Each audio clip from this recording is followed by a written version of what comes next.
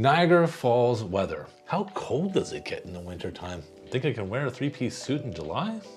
Where do I go if I'm not prepared for Niagara Falls weather? My name is Manny and thanks a lot for checking out the Living in Niagara Region channel, where you can get an idea of what it's like living or visiting the Niagara region. If you want to learn more about this beautiful area, please consider subscribing to the channel. If you're planning on moving to the city of Niagara Falls, or you're planning to visit for an extended period of time and you just want to know what to expect when it comes to weather, so that way you can be prepared. In this video, we're going to be taking a bird's eye view of the 4 seasons, and that should be able to give you a kind of a gist as to what to expect. Let's start in the winter season because that's what we're in right now, and typically that begins, like the cold begins around the beginning of December to mid-December and will continue on through to about mid-March.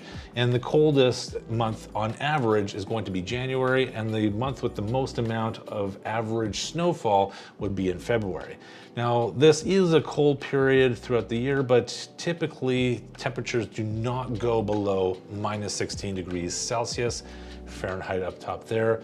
So if you get a jacket that can handle minus 20 degrees or 25 degrees Celsius with a couple extra layers, some gloves, hat, scarf, and definitely warm boots that can keep your feet dry, I think you'll be pretty good. The end of March is still a very cold time of year, and I wouldn't be trading in my parka for, say, a jean jacket or a bomber jacket until about mid to late April. From mid-April to about mid-May, even sometimes late May, you can flex your spring attire if you want, but you won't enter into consistent mid-20 degrees Celsius weather until about the back half of May, leading up until end of June. And that's actually my favorite time of year because the humidity hasn't kicked in just yet, and you can go into a wedding with a suit and not feel like your clothing is sticking to your skin. Now, from the end of June to about halfway through August, that's when it's the most humid time throughout the year, and also it's got the least amount of cloud cover. So you can definitely wear, your flip-flops and shorts and get ready for the beach and that kind of stuff.